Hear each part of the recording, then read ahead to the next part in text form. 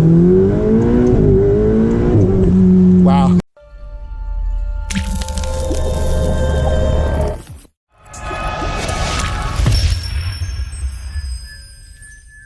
Hey guys, it's Glenn from Glenn's Car Collection, and we were driving another Ferrari. Now, one of my favorites, the 488 Spider. This is probably one of my favorite Ferraris of all time.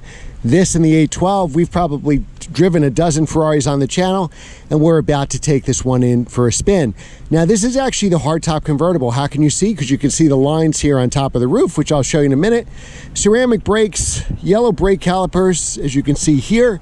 It's hot. It's about 100 degrees today. You have the Ferrari Scuderia shield. This is optional. You pay big money for that. So this is a hardtop convertible. The top folds over.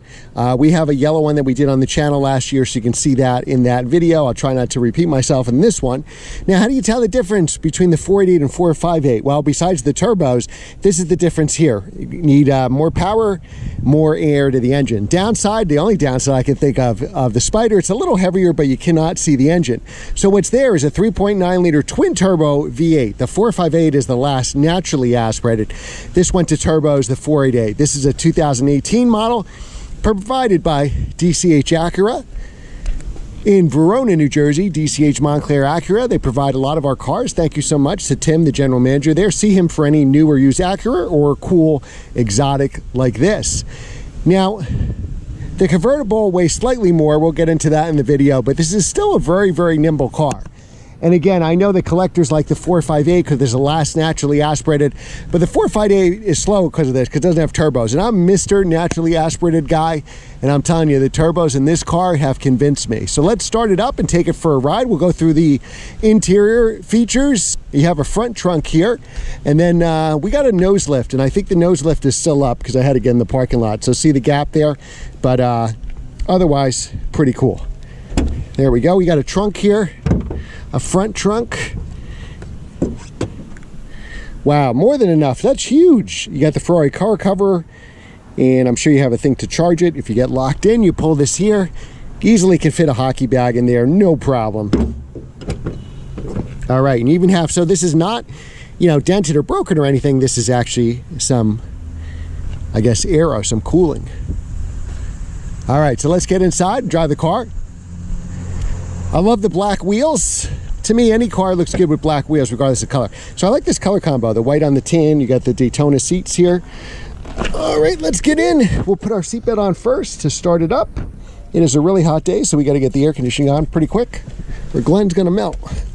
All right, so we'll put our seatbelt on so we don't get the annoying seatbelt chime they get in every car. So easy. Engine start button right there.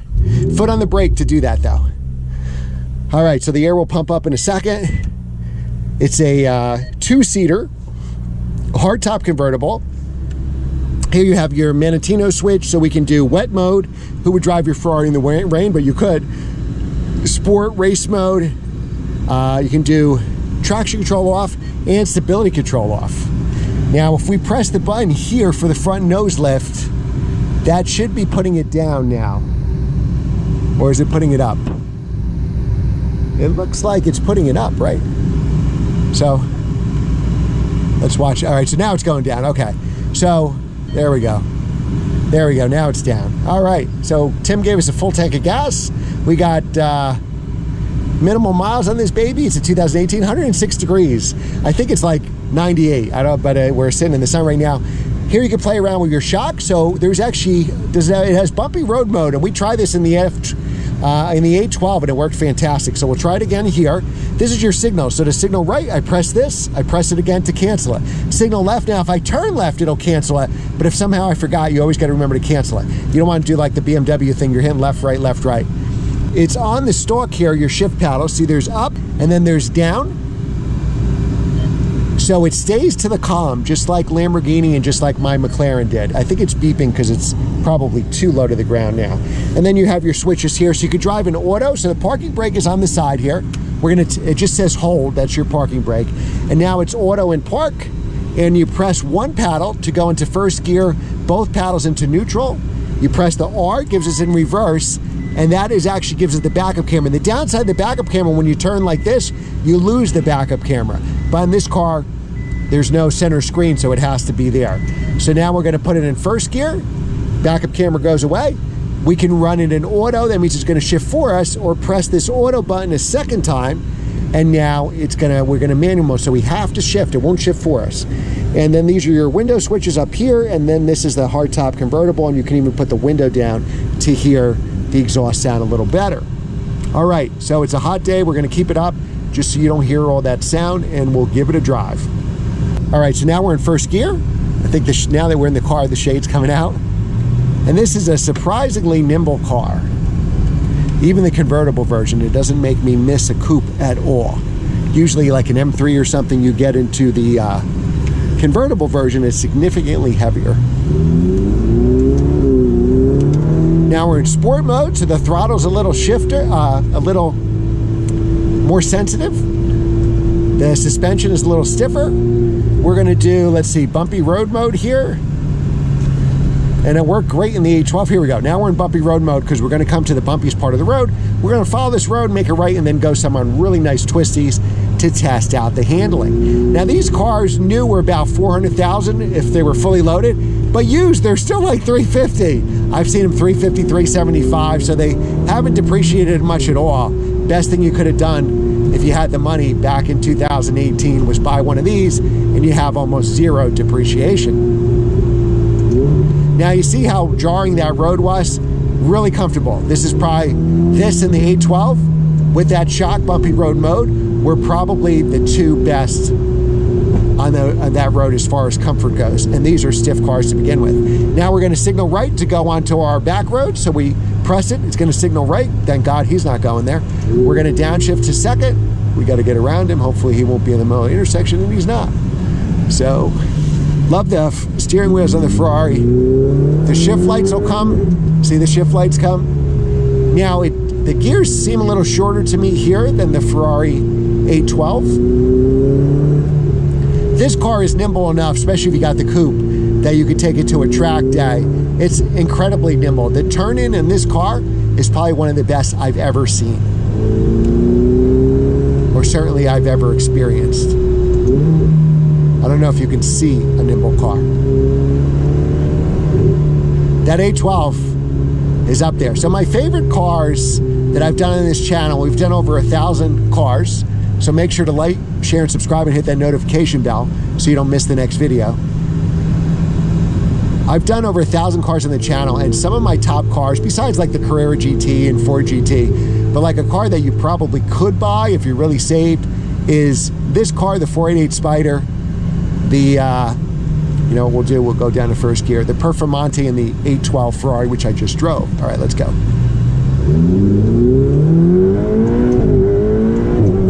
Wow.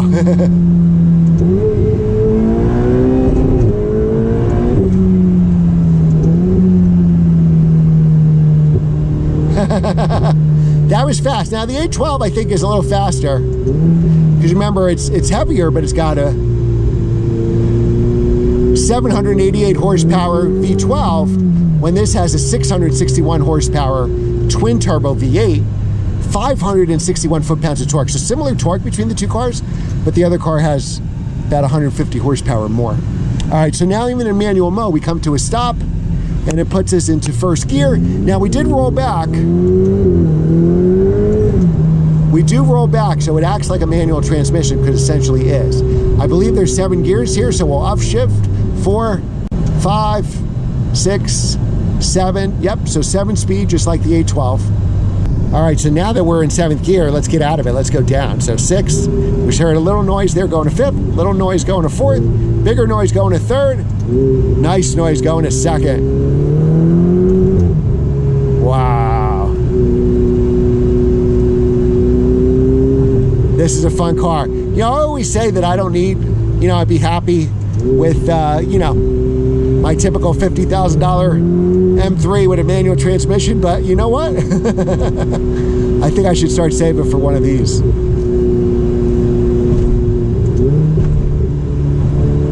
So nimble, this car.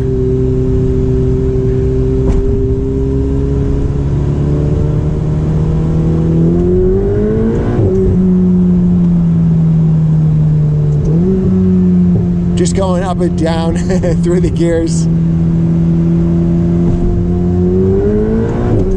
Now again, I like this car way more than I like the 458. Drive them back to back if you're considering. As an investor, if you're not going to drive it much, certainly you can make a case that the 458 with its naturally aspirated engine is going to be the one to have, because it's the last of the naturally aspirated engine. The downside to it, though, is because they came out 2010, you know, even if you get a 12 or a 13, the dual clutch is very slow. It was really the first dual clutch.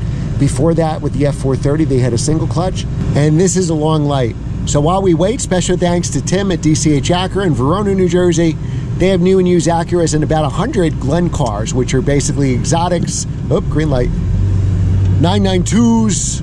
He's got a GT3s, Ferraris, Lamborghinis, M3s, manual transmission cars.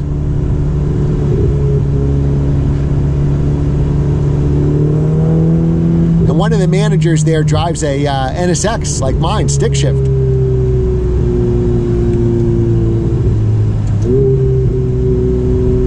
So now here, because we didn't actually turn left, we got to cancel the signal.